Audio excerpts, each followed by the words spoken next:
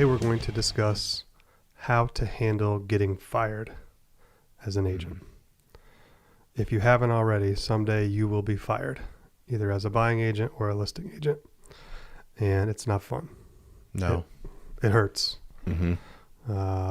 Especially if you're the type of person who gets emotionally invested into your transactions and into the relationships that you form with your clients. It hurts even more. So this recently happened, and I wanted to just go through the thought processes that I go through when I got fired or when I've been fired, so that hopefully you guys can take something from that for the next time you get fired. Because you will. Not 100% of your clients are going to have a good experience. It's just a lot of probabilities. It's just the reality of the matter. It's going to happen. You can't always control the outcome of your transactions. And sometimes the outcome of your transaction ends up causing you to get fired, even though you didn't necessarily do anything wrong. So I'll give you an example. Let's say you're a buyer's agent and you've been working really hard. You built a good relationship with the client. You've written an offer for the client. The offer got rejected. Then you write another offer on another house. It gets rejected. Then you write a third offer and it gets rejected. Now, if your client gets rejected on 3 offers on 3 different houses, they might fire you. Because even though in your heart, you know you didn't do anything wrong, maybe they didn't take your advice on the price, or maybe they did and it just wasn't good enough, or maybe some combination thereof. But sometimes people get frustrated and they want to make a change. Right. Even though you didn't do anything wrong. And that's when it hurts the most. Right. When you get fired, when you know in your heart that you really didn't do anything wrong, that's a bummer. It's hard to deal with that. And maybe another example would be you're the listing agent. Let's say you get an offer accepted and then the home inspection comes along and the buyers ask for a ton of repairs, too much, more than the seller's willing to do. And of course you got to present that information and you have to try to negotiate it and help the seller navigate through that process. Well, the seller, and then maybe the buyer walks away and bails out on the deal. The seller might fire you as the listing agent and hold you accountable for that. Even though maybe it's not really your fault, but you can't control what the buyer asks for. You can't control how the seller reacts to it. And then, of course, you can't control that the buyer backs out of the deal. You can't control any of those things. But usually as the quarterback of the transaction, you're the one that takes the responsibility when they go bad. I don't have a lot of good advice as to how to deal with preventing getting fired, other than to say, the stronger your relationship with the client, the less chance that you'll be fired. Right. So from the very beginning, it's up to you as the modern agent to do anything that you can, as much as you can, to build the strength of the trust and the relationship with the client. So that down the road, later in the transaction, if something goes poorly, the client feels like it went poorly to both of you. Right. We talked about this in previous podcasts. You want to make home feel like a team effort, right?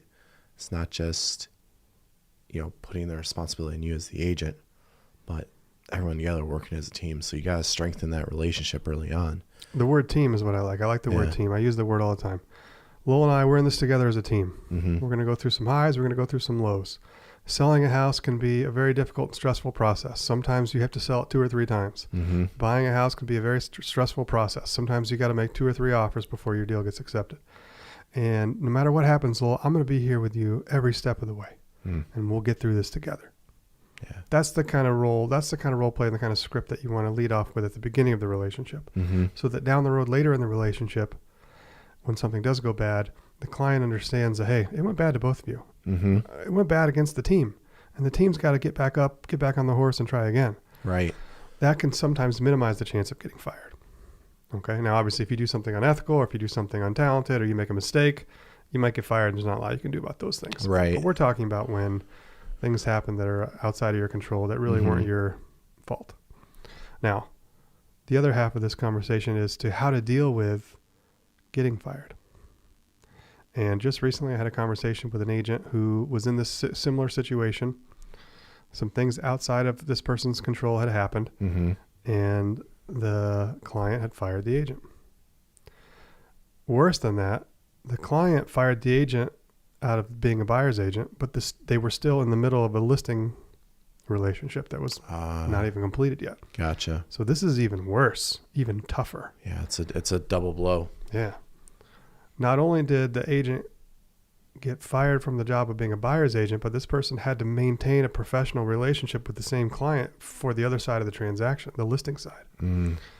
So that's even tougher. Yeah. Can you imagine being in that situation where you've just been hurt? Your ego's been bruised. You've been emotionally hurt. You're feeling rejected. You're feeling frustrated and disappointed. You're also feeling like, what the heck? Yeah. This isn't my fault. Yeah. And there's nothing you can do, but you still have to be professional to manage the other side of the transaction. Mm-hmm. And I said the word already twice. I want to say it again. Be professional. When you get fired, you have two ways that you can respond to being fired. You can be irrational and emotional and immature, or you can be professional. Now, obviously, everybody listening here knows what you should be. You should be professional. But let's dive deep a little bit into the ramifications of either of those options. Right. If you allow your emotions to dictate your behavior when you get fired, you are reinforcing that the buyer or the seller made the right decision to fire you. You are making a fool of yourself. You're embarrassing yourself, and you're acting in a way that you will later regret. Okay, so part of the emotional intelligence and the emotional maturity of being a professional real estate agent involves checking yourself when you feel that way, and backing off and backing up and controlling your emotions before you allow your clients to see that behavior, which, like I said, just reinforces that they made a good decision. Right. And all those other negative, results of doing that. On the contrary, being professional in the face of a rejection is one of the most classiest things you can do. Mm-hmm. And it's one of the things that you will feel proud of yourself for doing. Right. When a client fires you and you maintain your professionalism as you communicate to that client, if nothing else, it might make the client second guess their decision. Absolutely. Absolutely. At a minimum, though, the client will have more respect for you than they had when they fired you. Mm-hmm. So the level of respect and understanding will go up and not down. Why does that matter? I'm not sure that it matters too much, except I would rather have a client who fired me increase their level of respect that they have for me afterwards. Mm-hmm. Because they're going to go out with their friends and their family and the rest of their people and the rest of their lives, and they're going to tell some people that they fired me. Because people are going to ask, how's their home sale going? How's their home purchase going? And I would much rather they go out and say, hey, I had an agent, just didn't go right, had to pick a new one. He was great, but just wasn't working out, so I got a new one. I would much rather that be the way I'm spoken of, as opposed to, I had some idiot agent that was crazy and immature and unprofessional, and I'm fired, and I'm glad I did.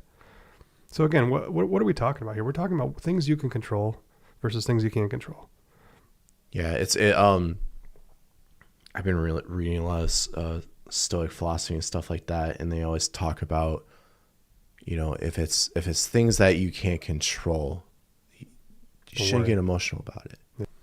From a Stoic perspective, focus on what you can control. Exactly. And don't allow what you can't control to impact the way you feel. Exactly. And that is a powerful concept that most people struggle to employ, including myself a lot of times. I try to.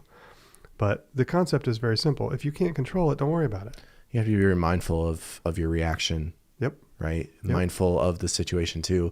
It's very easy to, again, fly off the handle when your ego is insulted, right? Sure. And your ego is attacked.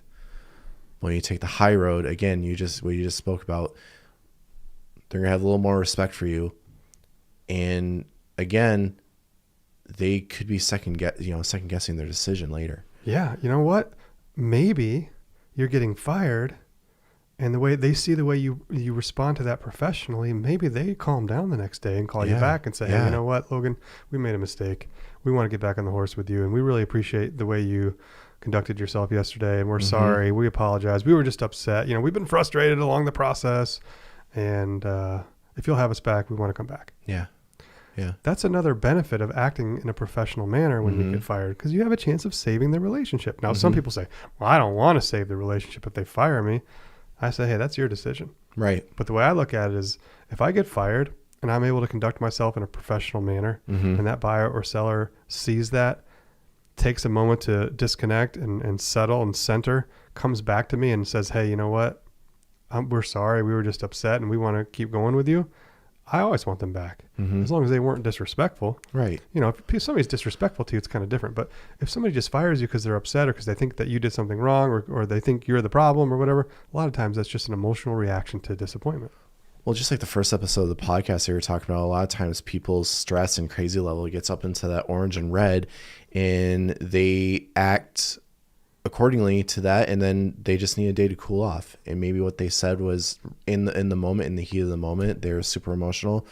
And again, how you react to that, if you give them time, maybe it will, something good would come out of it. The other thing that you as an agent can do to minimize the sting of getting fired, you know what it is? What's that? Have more clients. I say this all the time. Mm-hmm. If you lose a client, and whether it's you're getting fired or if it's a lead that you didn't convert or whatever, the easiest way to mitigate a loss is to diversify that loss. In other words, if you have 2 clients and one of your clients fires you, you just lost 50% of your clients. Yeah. If you have 10 clients and one of them fires you, you just lost 10% of your clients. Right. See the difference? Mm-hmm. Now, it seems simple and silly, but I mean this. The best way to mitigate the loss of a client is to have more and more and more. Mm-hmm. It doesn't hurt as much, and it doesn't hurt your pipeline, and it doesn't hurt your bank account. Mm-hmm. It doesn't hurt all those things when it still hurts, but hurts less. Yeah. You follow? Very important concept. I always talk about that.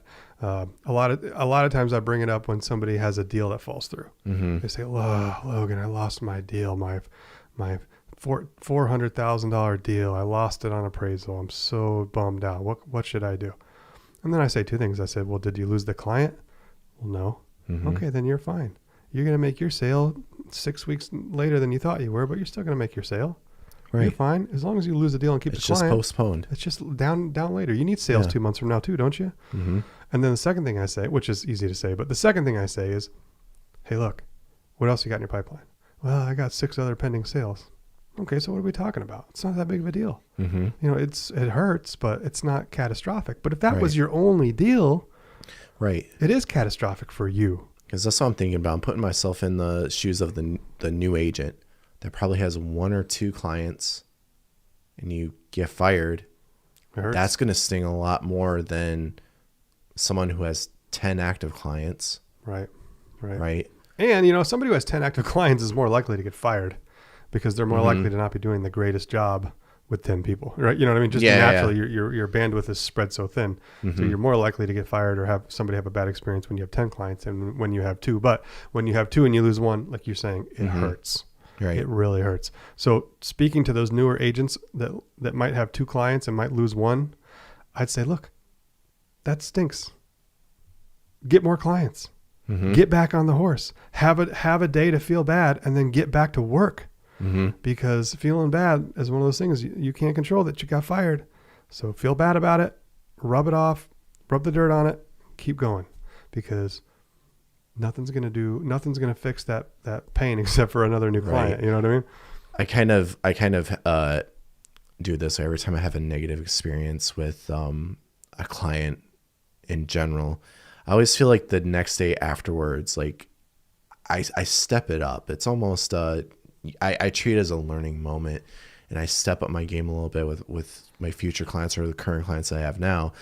And if people shift their mindset to that versus like a stab to the ego, just use it as a learning moment. Take, like you said, take a day to kind of assess the situation and then provide a higher level of service to the rest of your clients or your future clients. Right on. Go get them.